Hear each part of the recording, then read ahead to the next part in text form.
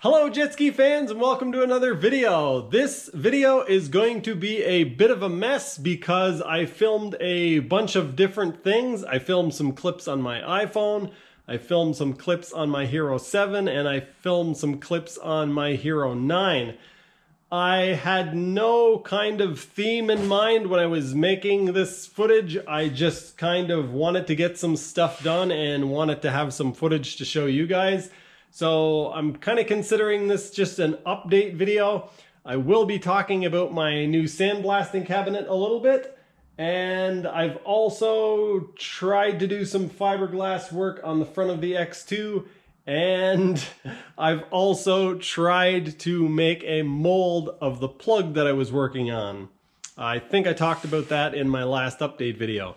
Anyway, I don't know what you guys are going to see next, but enjoy.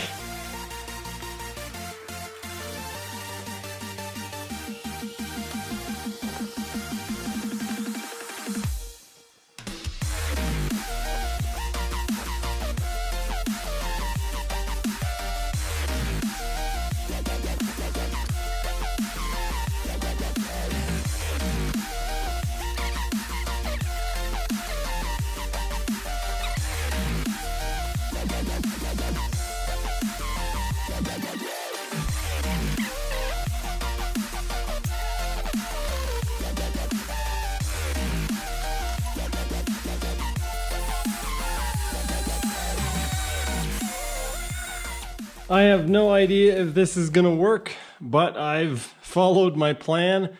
I used some hot glue and hot glued this template in, and then I hot glued this piece of EVA foam in and cut down the sides basically where it started to buckle a little bit. And now I'm just using little pieces of EVA foam. They're about 3/4 of an inch tall. And I'm lining them up so that they meet up with this edge and then follow a smooth transition. And then I'm using the back side of the inside of the hull to seat them on so that I get a nice flowing transition. Or at least that's the plan. I've never done this before. Basically what's going to happen is there's going to be fiberglass laid on the outside of this surface. Then the foam will be removed. Once the foam is removed, then I will apply glass from the inside as well. All right, I did have to try it twice. I ended up tearing both sides out a little bit. I tore down to this level, and then what I did is I added a piece at the top and started working my way to the center, and that seems to have worked out quite well. What I'm going to do now is use a bunch of glue on the back side to reinforce it. I think that is a pretty good shape. It's kind of hard to tell when there's lines and seams everywhere, but I'm pretty sure that I can work with that shape. I think it's going to work out really well for me. My battery went dead while I was filming putting my last piece of foam in there. I've now put some epoxy on it, and I also used some leftover epoxy to put the final coat on this. So this is the plug that I will be hopefully making a mold out of soon. I'm still not 100% sure what I'm going to do with the front of the ski, but the idea as of now is to turn this piece into a plug basically to make a mold out of the outside part. So to kind of try to explain that, the foam that is covered in epoxy is going to get waxed and then covered in fiberglass. I am then going to go to the inside of the ski and cut away all of the foam and the epoxy until I get to the stuff that I've laid over on the outside. Once I've removed all of the foam and this layer of epoxy, what I will do then is lay the fiberglass up from the inside, and then I'll cut off the fiberglass from the outside and do the finishing work on the outside of the ski. Over there in the background, I am finishing up the Jet Ski Brothers V8 manifolds, and over here, just getting started on the front of my ski. As you can see, it hardened up overnight. Basically, it took shape really, really well. I am quite happy with it. I did not expect it to turn out this well. It's not terribly rigid, but it's stiff enough that I can easily lay fiberglass on the outside of it. I think I will put another coat of epoxy on it because that will make it much easier to release. So the plan is to sand it down just a little bit to get rid of some of these high spots, and then put another coat of epoxy over it, and then wax it really well, lay fiberglass over it, and then I'll be able to remove the foam and this epoxy from the inside after. Fingers crossed. I now have my second coat of epoxy on after doing a little bit of sanding and cleanup work. I think this is probably going to be my last coat of epoxy. After this, I will probably wax the surface and then lay some fiberglass on over it and hope that my plan works. I just got back from the post office. I shipped out the Jet Ski Brothers exhaust manifolds, and I've got to clean this mess up. But before I even get started cleaning this mess, I've got to make another one because in the back of my truck is my new sandblasting cabinet. I've been waiting for several years to get a proper sandblasting cabinet, about 4 or 5, and I finally broke down and bought one.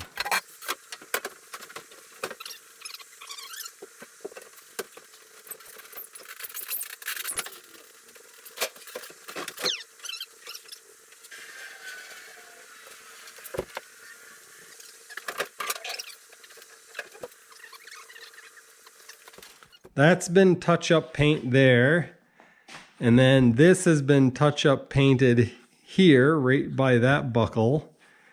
And up here, where I've been having issues with the hinge not working properly, basically the door is not opening and closing properly, you can see there's touch-up paint here and here. And when I open the door, it actually rubs against the top surface. And then there's these marks here, which I'm not worried about the marks, but the other thing that I definitely am concerned about, and this kind of annoys me, but I come to expect it, everything that I buy, it has these shocks on it to hold the door open because quite conveniently, the whole front of this thing opens up, so you have a huge amount of area to get stuff in and out. Kind of annoying that the gloves hang in the way, but that's not a big deal. But yeah, the shocks don't work. So as soon as I let go of the door, that is how easily that one moves. This one has plenty of strength to it, but that is why this side is having issues, because all of the pressure is being applied to one side. I'm telling you, if there was 500 cabinets there in the warehouse and one of them had issues, I would end up with the one with issues. I decided to take a look around to see if there was anything else that I could notice wrong. And so I started looking and I see that there's a sensor here. So I was like, oh, there's a sensor there. I wonder how they protect the wire. It turns out they don't. It's probably not a big deal that they don't protect the wire, but it's got one of these sticky things on it that's not stuck to anything, so that's not a big deal, but it's not stuck. Then I look up here and there is one that's stuck there. Then I look up in the corner and the wire for the sensor has been pinched in between the housing and the nut. If that wire isn't cut, I will be extremely surprised. But that also means that they didn't test this. I'm telling you, like, I have the worst luck ever. Oh, look. This nut's loose. I think that's where one of the missing... Oh, there's where the missing nut is from. They send you a barb fitting that is supposed to be bigger than your normal size, but then they choke it way down. They use this super tiny fitting on it, which is kind of ridiculous. They use this giant thing here. The part that really annoys me about this is not that they use a fitting that chokes down the airflow. It's the fact that they use the sealed end on the machine and the open end on the end of your air hose. No tool I have ever seen does that. So basically what this means, if I hook this up to my air hose right now, air is just going to rush out here. There's nothing stopping the air from coming out. This end has a valve in it that only allows air to flow when this is in. But there's never any air pressure in there. It makes no sense to have the quick connector on the machine itself. All right, YouTube, I am super excited. I just got back from work, and on the way back, I stopped at the post office and picked up a parcel. I will show you guys that in a second, but I'll show you a couple of things that I've been working on. While I'm working on the front of the X2, which I'm guessing that you guys have already seen, I basically decided to do a couple of patches off camera. So I started working on this patch, and there's a couple of damaged pieces here. And I also decided to do these ones here. I don't know if you guys remember, but there was some damage here and it was cracked, and I decided to patch it by grinding all the way through. I filled in here a little bit with some fill. I filled in this hole, and these 3 holes. Anyway, let's get on to the parcel because it is an extremely exciting package. All right, be very careful cutting into this and make sure I don't damage what's in here. All right, hands are clean. Here it is.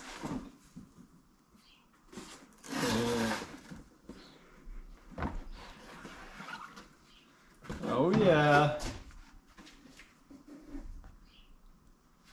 Why does it have a smudge on it there? Anyway, doesn't matter. Look at that. Lime green, red stitching.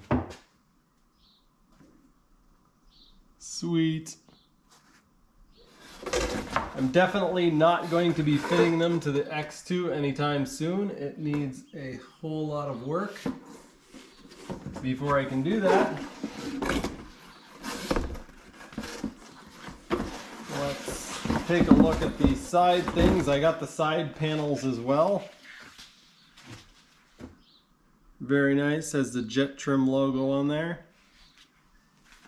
Sweet. All right, that's all you guys get for now. There's a whole lot of work that has to be done before this stuff gets put on the X2, so I better get to it. I've been doing a little bit of work on the hood. I got this part sanded down and it is looking great. I took a little bit off here, but I still have a little bit more work to do. I gotta add some more filler to it. I've decided I'm going to bring you guys in and show you building up the front with fiberglass. I've already laid a couple of coats of wax on it, and I'm going to wax it a little bit more. I know that my thinking is a little bit flawed. What I probably should have done, or what I probably even should do now, I should continue to build this up until it's even with the outer surface, and then I could build a perfect mold on the outside of that. And then when I do it one piece, the more I say it, the more it sounds like that's what I really should do.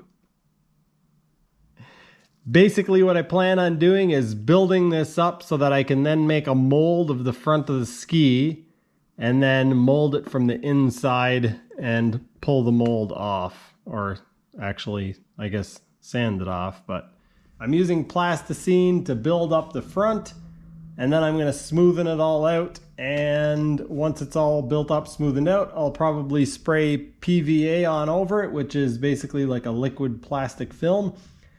And then I can lay my fiberglass over that and then peel all this stuff out from the inside.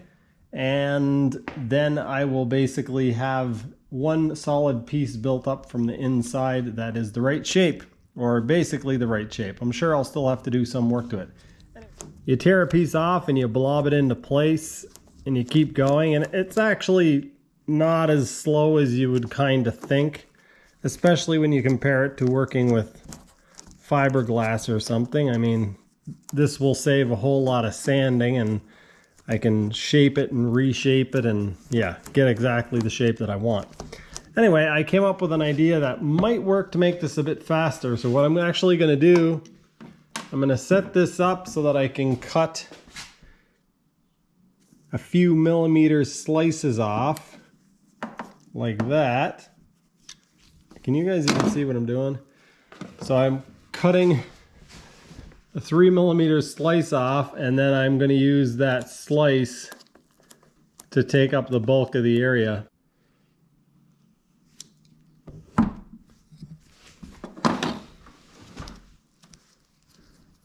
And I'll put this one here, kind of squish that up into place.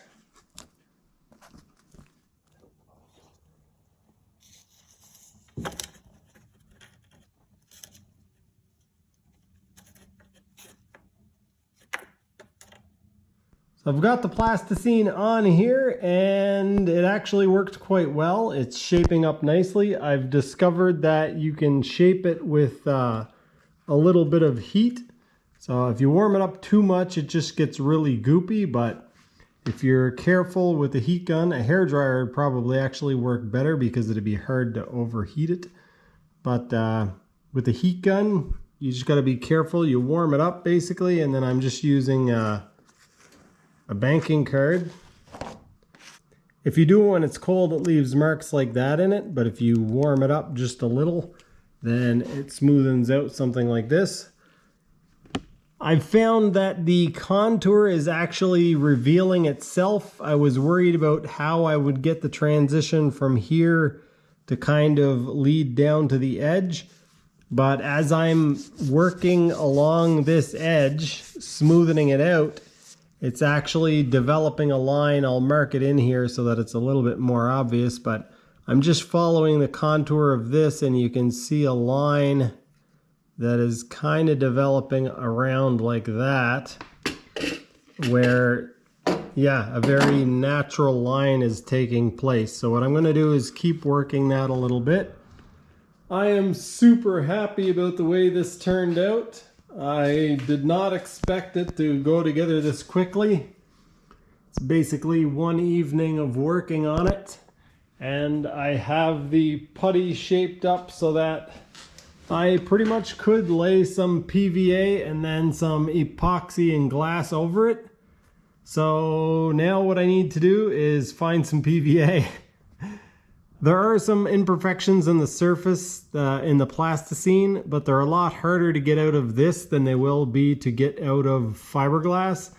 A lot of these little imperfections, they'll be quite easy to sand out, but I'm at a point now where I start making things better and then I get them worse, and yeah, so basically I just have to leave it alone now. I've got the basic shape that I'm looking for, and I'm pretty happy about it. I don't think that the camera will be able to pick up on the actual shape and how well it turned out because it's different colors and the lighting isn't that great, but anyway, I am stoked on that. Now I need to go find some PVA. I've got a bunch of things going on all at the same time, and it's really hard for me to film. So I actually got some fittings and made my air compressor work. I took this apart. I've got a male connector on here. They had a female connector, so now I can hook my air hose directly up to here. And I still had to fuss with it a bit to get it to work. The foot pedal doesn't work. I can only use the hand trigger. So I've got to use it like a normal blaster, but the vacuum works and the light works, so it's a lot more pleasant than I've had in the past. I got to sort a few things out. I'm also using PVA to coat the front of the ski. I've bought this stuff and I've never used it before, so I'm painting some on over the plasticine here so that the fiberglass will release. So basically I gotta paint a layer of this stuff on and then leave it sit 15 minutes And I've got to let the compressor cool off because I don't want to run it full time. While all of that is going on, I've been using some compound to get this thing ready for wax. The next thing I'm going to do now is, use some of this mold release on this plug, and then I'm going to put the PVA on it. I just got done doing some sandblasting. I did my cylinders and the intake manifold. I've never used an airbrush before in my life. I'm going to try to see if I can spray PVA using my airbrush. Somebody gave me this about, I don't know, 12 or 13 years ago, and I've never used it. It's just been sitting in my basement, and I decided to try to use it for this. We'll see what happens.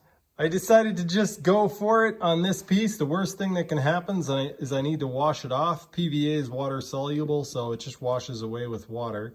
So yeah, I've put one coat on. It's kind of hard to tell. It's one thin coat. I think I'll put this one on a little thicker. I'll adjust it out. I was afraid to get runs, and you're supposed to put the first coat on thin when you're spraying it. So anyway, I'm going to put the second coat on and try to film it, but not sure what's going to happen here.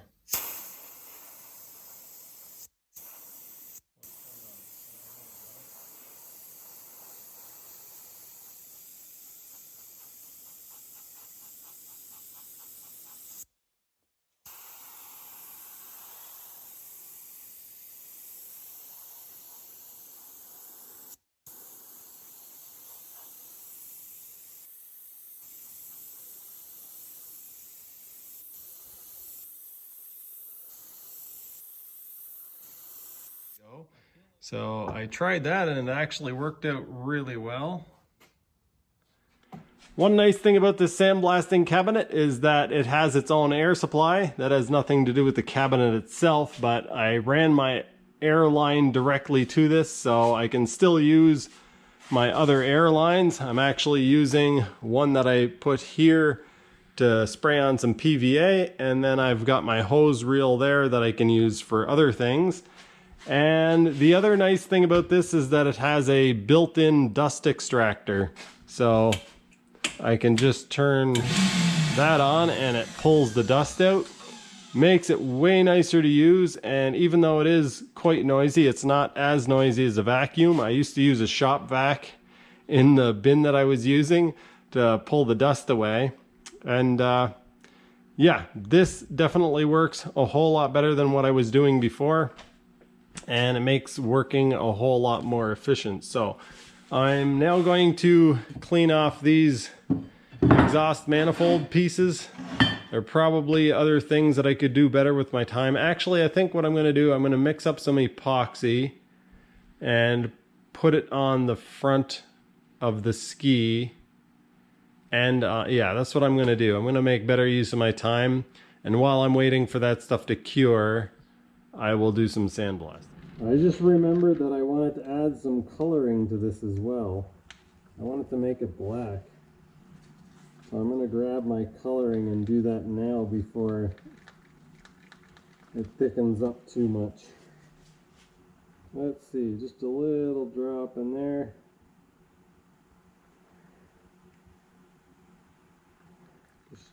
I'll have to give it some color. Wow!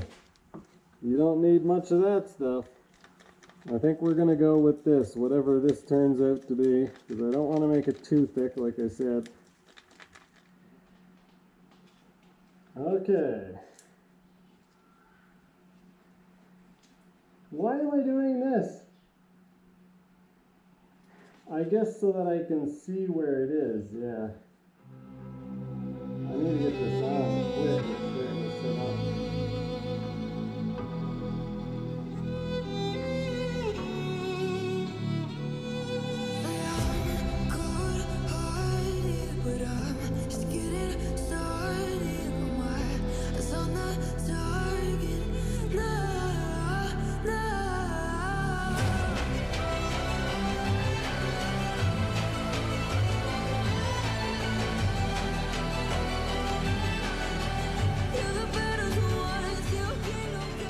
Fingers crossed.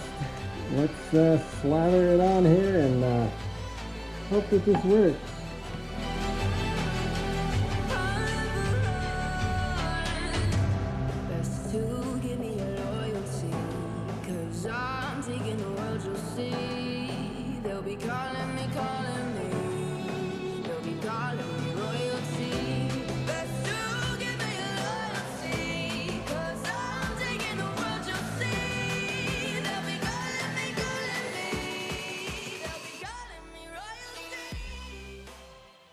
I did a few things off camera, like plugging up the bolt holes for the seat bracket. I put some plastic over them, and also for the little latch holder thing on the side. I think I did some other stuff, but I can't really... Oh, I did this as well. I put some on the hood. It's now about 8:30 p.m., which means it's about 3 hours after the last clip. This got out of hand real quickly. I tried doing this while I was also making the mold of the plug that I've been making. And yeah, I got everything done, but I really shouldn't have tried to do both at the same time. And I should have had all my cloth cut out ready to go. I was really anxious to do this, and so I started without making any real preparations other than making sure that the wax and stuff was on here. But hoping that this turns out. I've got quite a few layers of chop strand on there, and on this I don't have quite as much, but this doesn't need to have a lot of strength. All this is basically is a backing so that I can lay the material from the inside. I managed to get the manifold blasted, as well as this part, the elbow. I got that done today. And so I am making some progress. I'm not sure, this might have just been a waste of time. I'm not sure if that's actually going to work, but we'll wait till tomorrow and see. You guys will find out if this worked in the next video, and you will also find out if this worked, because one of the next things I'm going to do once I try to pull the plug out of that mold and see if that worked, I'm going to flip this over and try peeling the EVA foam off from the inside, and hopefully it separates fairly easily. And hopefully I don't just have a huge mess to cut out and start over. That would be really upsetting if this doesn't work. But we'll find out in the next video. That's going to do it for this one. Thanks for watching, and I'll see you next time.